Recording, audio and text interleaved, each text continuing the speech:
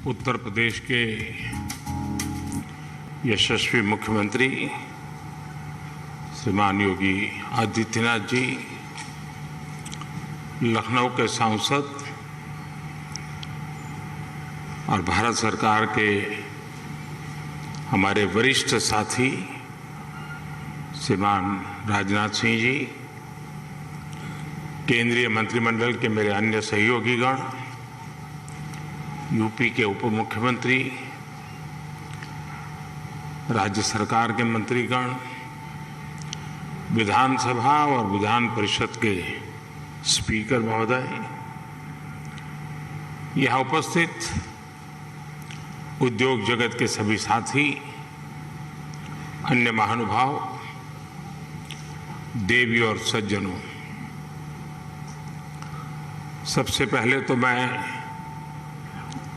उत्तर प्रदेश के सांसद के नाते, काशी के सांसद के नाते निवेशकों का स्वागत करता हूं और निवेशकों का मैं इसलिए धन्यवाद करता हूं कि उन्होंने उत्तर प्रदेश की युवा शक्ति पे भरोसा किया है। उत्तर प्रदेश की युवा शक्ति में वो सामर्थ्य है कि आपके सपनों और संकल्पों को नई उड़ान, नई ऊंचाई देने का सामर्थ्य उत्तर प्रदेश के नौजवानों में है। और आप जिस संकल्प को लेकर के आए हैं, उत्तर प्रदेश के नौजवानों का परिश्रम, उनका पुरुषार्थ, उनका सामर्थ्य, उनकी समझ, उनका समर्पण आपके सभी सपने संकल्पों को सिद्ध करके रहेगा, ये मैं आपको विश्वास दिलाता हूं। काशी का सांसद हूं तो एक सांसद के नाते मैं ये लोभ छोड़ नहीं सकता हूं, मोह छोड़ नहीं सकता हूं। तो मैं इतना तो चाहूंगा कि आप लोग बहुत व्यस्त होते हैं, लेकिन कभी समय निकाल करके मेरी काशी देख के आइए। काशी बहुत बदली,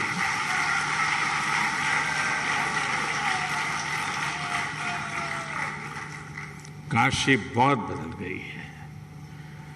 विश्व की ऐसी नगरी अपनी पुरातन सामर्थ्य के साथ नए रंग रूप में सज सकती है, ये उत्तर प्रदेश की ताकत का जीता जागता उदाहरण है। साथियों, यूपी में 80,000 करोड़ रुपए से ज्यादा के निवेश से संबंधित समझौते यहां हुए हैं। ये रिकॉर्ड निवेश यूपी में रोजगार के हजारों नए अवसर बनाएगा। ये भारत के साथ ही उत्तर प्रदेश की ग्रोथ स्टोरी पर बढ़ते विश्वास को दिखाता है। आज के इस आयोजन के लिए मैं यूपी के नौजवानों को विशेष बधाई दूंगा, क्योंकि इसका सबसे बड़ा लाभ यूपी के युवकों को, युवतियों को, हमारे नई पीढ़ी को होने वाला है। साथियों, इस समय हम अपनी आजादी के 75वें वर्ष का पर्व मना रहे हैं। आजादी का अमृत महोत्सव मना रहे हैं। ये समय अगले 25 वर्षों के लिए अमृत काल, नए संकल्प का काल, नए लक्ष्यों का काल और नए लक्ष्यों को प्राप्त करने के लिए सबका प्रयास के मंत्र को लेकर के परिश्रम की पराकाष्ठा करने का अमृत काल है।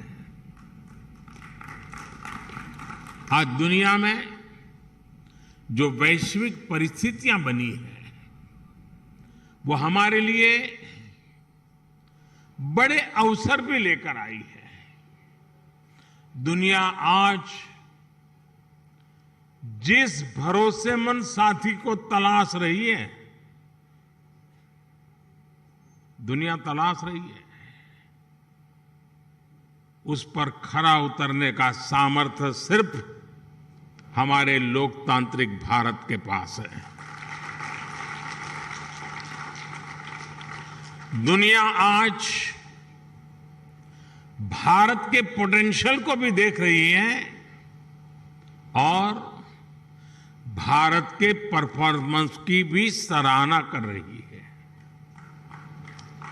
कोरोना काल में भी भारत रुका नहीं, बल्कि अपने रिफॉर्म्स की गति को और बढ़ा दिया। इसका परिणाम आज हम सभी देख रहे हैं। हम G20 अर्थव्यवस्थाओं में सबसे तेजी से ग्रो कर रहे हैं। आज भारत ग्लोबल रिटेल इंडेक्स में दूसरे नंबर पर है। भारत दुनिया का तीसरा सबसे बड़ा एनर्जी कंज्यूमर देश है। बीते साल दुनिया के 100 से अधिक देशों से $84 बिलियन का रिकॉर्ड एफडीआई आया है। भारत ने बीते वित्तीय वर्ष में $417 बिलियन यानी 30 लाख करोड़ रुपए से ज्यादा का मर्केंडाइज एक्सपोर्ट करके नया रिकॉर्ड बनाया है। साथियों, एक राष्ट्र के रूप में अब ये समय अपने साझा प्रयासों को कई गुना अधिक बढ़ाने का है। ये एक ऐसा समय है जब हम अपने फैसलों को सिर्फ 1 साल या 5 साल को देखते हुए सीमित नहीं रख सकते। भारत में एक मजबूत मैन्युफैक्चरिंग इकोसिस्टम, एक मजबूत और डाइवर्स वैल्यू और सप्लाई चेन विकसित करने के लिए हर किसी का योगदान आवश्यक है। सरकार अपनी तरफ से निरंतर नीतियां बना रही है, पुरानी नीतियों में सुधार कर रही है। अभी हाल ही में केंद्र की एनडीए सरकार ने अपने 8 वर्ष पूरे किए हैं। इन वर्षों में हम, जैसा अभी योगी जी बता रहे थे, रिफॉर्म, परफॉर्म, ट्रांसफॉर्म के मंत्र के साथ आगे बढ़े हैं। हमने पॉलिसी स्टेबिलिटी पर जोर दिया है, कोऑर्डिनेशन पर जोर दिया है, ईज ऑफ डूइंग बिजनेस पर जोर दिया है। बीते समय में हमने हजारों कंप्लायंस खत्म किए हैं, पुराने कानूनों को समाप्त किया है। हमने अपने रिफॉर्म से एक राष्ट्र के रूप में भारत को मजबूती देने का काम किया है। One nation one tax GST हो, वन नेशन वन ग्रिड हो, one nation one mobility card हो, one nation one ration card हो, ये सारे प्रयास हमारी ठोस और स्पष्ट नीतियों का प्रतिबिंब है। जब से यूपी में डबल इंजन की सरकार बनी है, तब से यूपी में भी इस दिशा में तेजी से काम हो रहा है। विशेषकर यूपी में जिस प्रकार कानून व्यवस्था की स्थिति सुधरी है, उससे व्यापारियों का भरोसा लौटा है, बिजनेस के लिए सही माहौल बना है। बीते वर्षों में यहां की प्रशासनिक क्षमता और गवर्नेंस में भी सुधार आया है। इसलिए आज जनता का विश्वास योगी जी की सरकार पर है और जैसे उद्योग जगत के साथी अपने अनुभव के आधार पर अभी उत्तर प्रदेश की सराहना कर रहे थे, मैं सांसद के नाते अपने अनुभव बताता हूं। कभी हमने कोई उत्तर प्रदेश के एडमिनिस्ट्रेशन से निकट से नहीं देखा था।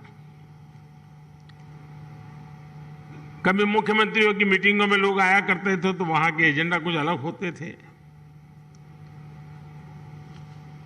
लेकिन एक सांसद के रूप में जब मैं यहां काम करने लगा तो मेरा विश्वास अनेक गुना बढ़ गया कि उत्तर प्रदेश का ब्यूरोक्रेसी, उत्तर प्रदेश के एडमिनिस्ट्रेशन में वो ताकत है जो देश उनके पास चाहता है। जो बात उद्योग जगत के लोग कह रहे थे, एक सांसद के नाते मैंने स्वयं ने इस सामर्थ्य को अनुभव किया है और इसलिए मैं यहां सरकार के सभी ब्यूरोक्रेट्स, सरकार के छोटे मोटे हर व्यक्ति को ये जो मिजाज उनका बना है इसके लिए बधाई देता हूं, उनका अभिनंदन करता हूं। साथियों, आज यूपी की जनता ने 37 साल बाद किसी सरकार को फिर से सत्ता में वापस लाकर अपनी सेवा की जिम्मेदारी सौंपी है। साथियों, उत्तर प्रदेश में भारत की 5वें छठे हिस्से की आबादी रहती है, यानी यूपी के एक व्यक्ति की बेहतरी भारत के हर छठे व्यक्ति की बेहतरी होगा। मेरा विश्वास है कि यूपी ही है जो 21वीं सदी में भारत की ग्रोथ स्टोरी को मोमेंटम देगा। और इसी 10 वर्ष को आप देख लीजिए, एक उत्तर प्रदेश हिंदुस्तान का बहुत बड़ा ड्राइविंग फोर्स बनने वाला है जी। ये 10 वर्ष आपको दिखाई देगा, जहां परिश्रम की पराकाष्ठा करने वाले लोग हों, जिस प्रदेश में देश की कुल आबादी का 16% से अधिक कंज्यूमर बेस हो, जहां 5 लाख से अधिक आबादी वाले 1 दर्जन से ज्यादा शहर हो, जहां हर जिले का अपना कोई न कोई खास प्रोडक्ट हो, जहां इतनी बड़ी संख्या में एमएसएमईज हो, लघु उद्योग हो, जहां अलग अलग मौसमों में अलग अलग कृषि उत्पादों, अनाज, फल, सब्जियों की बहार हो, जिस प्रदेश को गंगा, यमुना, सरयू समेत अनेक नदियों का आशीर्वाद प्राप्त हो, ऐसे यूपी को तेज विकास से भला कौन रोक सकता है। साथियों, अभी इस बजट में ही हमने गंगा के दोनों किनारों पर, भारत सरकार के बजट की बात कर रहा हूं, 5-5 किलोमीटर के दायरे में केमिकल फ्री नेचुरल फार्मिंग का कॉरिडोर बनाने की घोषणा की है। डिफेंस कॉरिडोर की चर्चा तो होती है, लेकिन इस कॉरिडोर की कोई चर्चा नहीं करता है। यूपी में गंगा 1100 किलोमीटर से ज्यादा लंबी है और यहां के 25 से 30 जिलों से होकर गुजरती है। आप कल्पना कर सकते हैं कि नेचुरल फार्मिंग की कितनी बड़ी संभावना यूपी में बनने जा रही है। यूपी सरकार ने कुछ वर्ष पहले अपनी फूड प्रोसेसिंग नीति भी घोषित की है। मैं समझता हूं कॉरपोरेट वर्ल्ड के लिए, और यहां जो उद्योग जगत के लोग हैं उनसे मैं आग्रहपूर्वक इस विषय पर कहना चाहता हूं, कॉरपोरेट वर्ल्ड के लिए इस समय एग्रीकल्चर में इन्वेस्टमेंट की एक गोल्डन अपॉर्चुनिटी है। साथियों, तेज विकास के लिए हमारी डबल इंजन की सरकार इंफ्रास्ट्रक्चर, इन्वेस्टमेंट और मैन्युफैक्चरिंग तीनों पर एक साथ काम कर रही है। इस साल के बजट में 7.5 लाख करोड़ रुपए के अभूतपूर्व कैपिटल एक्सपेंडिचर का एलोकेशन इसी दिशा में उठाया गया कदम है। मैन्युफैक्चरिंग को बढ़ावा देने के लिए हमने पीएलआई स्कीम्स घोषित की हैं, जिनका लाभ आपको यहां यूपी में भी मिलेगा। यूपी में बन रहा डिफेंस कॉरिडोर भी आपके लिए बेहतरीन संभावनाएं लेकर आ रहा है। भारत में आज डिफेंस मैन्युफैक्चरिंग पर जितना जोर दिया जा रहा है उतना पहले कभी नहीं दिया गया। आत्मनिर्भर भारत अभियान के तहत हमने बड़ी हिम्मत के साथ फैसला किया है। हमने 300 चीजें ऐसी आइडेंटिफाई की हैं और हमने निर्णय किया है कि ये 300 चीजें अब विदेश से नहीं आएगी। यानी मिलिट्री इक्विपमेंट से जुड़ी हुई ये 300 चीजें हैं। मतलब डिफेंस के क्षेत्र में जो मैन्युफैक्चरिंग में आना चाहते हैं उनके लिए इन 300 प्रोडक्ट के लिए तो मार्केट, एश्योर्ड मार्केट अवेलेबल है। इसका भी आपको बहुत ज्यादा लाभ मिलेगा। साथियों, हम मैन्युफैक्चरिंग और ट्रांसपोर्ट जैसे पारंपरिक बिजनेस की डिमांड को पूरा करने के लिए फिजिकल इंफ्रास्ट्रक्चर को आधुनिक बना रहे हैं। यहां यूपी में भी आधुनिक पावर ग्रिड हो, गैस पाइपलाइन का नेटवर्क हो या फिर मल्टी मॉडल कनेक्टिविटी, सभी पर 21वीं सदी की आवश्यकताओं के अनुसार काम हो रहा है।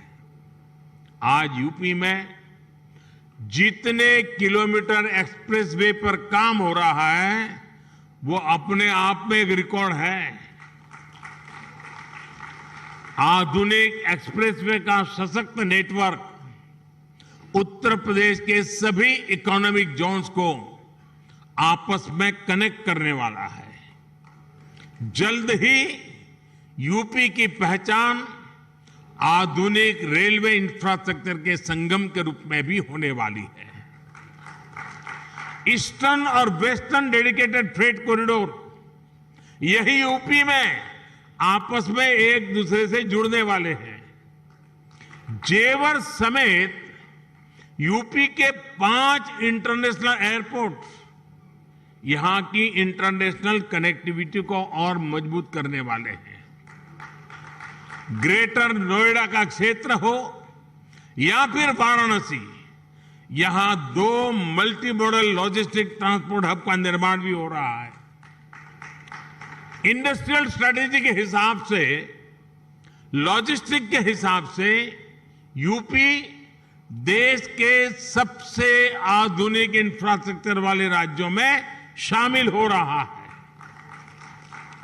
यूपी में बढ़ती हुई ये कनेक्टिविटी और बढ़ता हुआ इन्वेस्टमेंट यूपी के युवाओं के लिए अनेक नए अवसर लेकर आ रहा है। साथियों, आधुनिक इंफ्रास्ट्रक्चर के निर्माण में गति आए, इसके लिए हमारी सरकार ने पीएम गति शक्ति नेशनल मास्टर प्लान बनाया है। एक केंद्र सरकार, राज्य सरकार, अलग अलग विभाग, अलग अलग एजेंसियां, इतना ही नहीं, स्थानीय स्वराज की संस्थाओं तक को, सभी को एक साथ जोड़ना, उसी प्रकार से प्राइवेट सेक्टर, बिजनेस से जुड़े संस्थानों को एक प्लेटफॉर्म पर लाने का काम ये पीएम गति शक्ति योजना के द्वारा हो रहा है। इस प्लेटफॉर्म के माध्यम से किसी भी प्रोजेक्ट से जुड़े हर स्टेक होल्डर को रियल टाइम जानकारी मिलेगी। अपने अपने हिस्से का काम उसे कब तक पूरा करना है, उसकी प्लानिंग वो समय पर कर पाएगा। बीते 8 साल में प्रोजेक्ट्स को समय पर पूरा करने का जो नया कल्चर देश में विकसित हुआ है, उनको ये नए आयाम देगा। साथियों, बीते वर्षों में भारत ने जिस तेजी से काम किया है, उसका एक उदाहरण हमारी डिजिटल क्रांति है। 2014 में हमारे देश में सिर्फ 6.5 करोड़ ब्रॉडबैंड सब्सक्राइबर थे। आज इनकी संख्या 78 करोड़ से ज्यादा हो चुकी है। 2014 में 1 GB डेटा करीब करीब 200 रुपये का पड़ता था। आज इसकी कीमत घटकर 11-12 रुपये हो गई है। भारत दुनिया के उन देशों में है जहां इतना सस्ता डेटा है। 2014 में देश में 11 लाख किलोमीटर का ऑप्टिकल फाइबर था। अब देश में बिछाए गए ऑप्टिकल फाइबर की लंबाई 28 लाख किलोमीटर के पार कर चुकी है। 2014 में देश में 100 से भी कम, यानी 100 भी नहीं, 100 से भी कम ग्राम पंचायतों में ऑप्टिकल फाइबर पहुंचा था। आज ऑप्टिकल फाइबर से जुड़ी ग्राम पंचायतों की संख्या भी 1.25 लाख को पार कर गई है। 2014 में देश में 90,000 के आसपास ही कॉमन सर्विस सेंटर्स थे। आज देश में कॉमन सर्विस सेंटर्स की संख्या भी 4 लाख से ज्यादा हो गई है। आज दुनिया के डिजिटल ट्रांजैक्शन का करीब करीब 40% भारत में हो रहा है। दुनिया का 40%। किसी भी हिंदुस्तानी को गर्व होगा।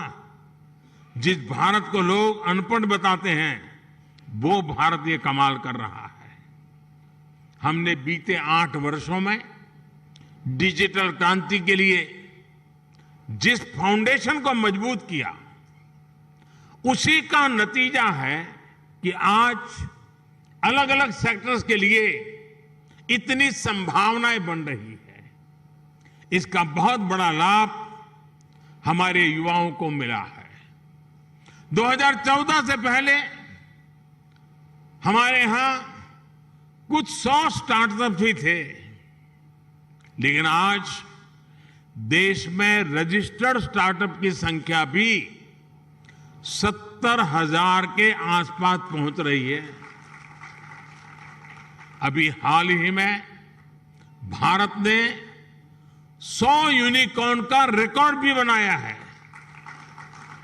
हमारी नई इकोनॉमी की डिमांड को पूरा करने के लिए डिजिटल इंफ्रास्ट्रक्चर की मजबूती का बहुत लाभ आप लोगों को मिलने वाला है। साथियों, मैं आपको आश्वस्त करता हूं कि यूपी के विकास के लिए, आत्मनिर्भर भारत के निर्माण के लिए जिस भी सेक्टर में जो भी रिफॉर्म आवश्यक होंगे, वो रिफॉर्म निरंतर किए जाते रहेंगे। हम नीति से भी विकास के साथ हैं, निर्णयों से भी विकास के साथ हैं, नियत से भी विकास के साथ हैं और स्वभाव से भी विकास के साथ हैं। हम सब आपके हर प्रयास में आपके साथ होंगे और हर कदम पर आपका साथ देंगे। आप पूरे उत्साह से उत्तर प्रदेश की विकास यात्रा में शामिल हो। उत्तर प्रदेश के भविष्य का निर्माण आपके भविष्य को भी उज्जवल बनाएगा। ये विन विन सिचुएशन है। ये निवेश सभी के लिए शुभ हो, सभी को लाभ देने वाला हो। इसी कामना के साथ इति शुभम कहते हुए आप सभी को बहुत बहुत शुभकामनाएं। धन्यवाद।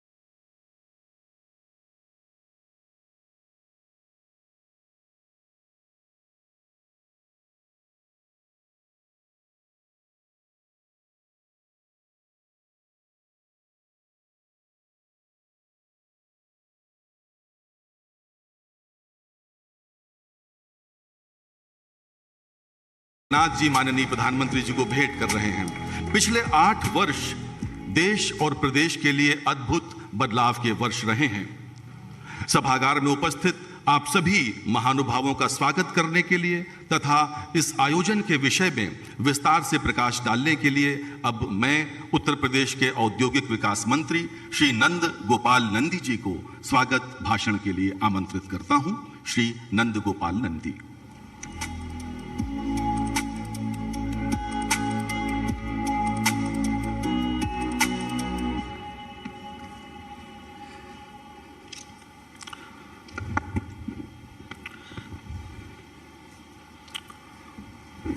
आज के इस ग्राउंड ब्रेकिंग सेरेमनी में मुख्य अतिथि के रूप में उपस्थित हिंदुस्तान के 130 करोड़ लोगों के दिलों पर राज करने वाले विश्व के सबसे लोकप्रिय शक्तिशाली नेता, हम सबके अगुआ आदरणीय प्रधानमंत्री श्री नरेंद्र मोदी जी का मैं उत्तर प्रदेश की 25 करोड़ जनता की ओर से हार्दिक स्वागत और अभिनंदन करता हूं।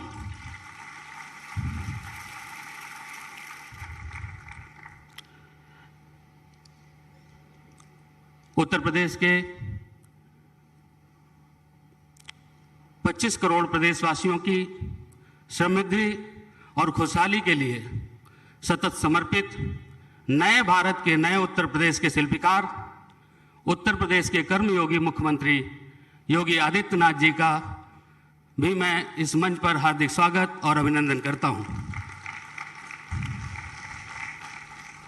देश के यशस्वी रक्षा मंत्री आदरणीय राजनाथ सिंह जी, केंद्रीय मंत्री आदरणीय महेंद्र नाथ पांडे जी, विधानसभा अध्यक्ष माननीय सतीश महाना जी, विधान परिषद के सभापति माननीय कुंवर मानवेंद्र बहादुर सिंह जी, माननीय उप मुख्यमंत्री केशव प्रसाद मौर्य जी, माननीय उप मुख्यमंत्री श्री ब्रजेश पाठक जी, मंत्रिमंडल के हमारे सभी सहयोगी साथीगण, मुख्य सचिव दुर्गा शंकर मिश्रा जी, आए हुए सभी उद्यमियों, गणमान्य अतिथियों, पत्रकार बंधुओं, मैं आपका स्वागत और अभिनंदन करता हूं अपनी ओर से, अपनी सरकार की ओर से और सरकार के मुखिया योगी आदित्यनाथ जी की ओर से आप सभी का हार्दिक स्वागत और अभिनंदन करता हूं। आज की इस ग्राउंड ब्रेकिंग सेरेमनी में उपस्थित उद्योग जगत की जानी मानी सभी हस्तियों का और सेरेमनी में शामिल प्रत्येक निवेशक का हम विशेष रूप से आभार करते हैं। आपकी प्रतिबद्धता और प्रयासों से आज का ये आयोजन सफल हुआ है। आपकी उपस्थिति हमारे मनोबल को बढ़ाने वाली है और उत्तर प्रदेश के औद्योगिक परिवेश को बदलने में आप सभी का अमूल्य योगदान है। हम सबका परम सौभाग्य है कि यह सेरेमनी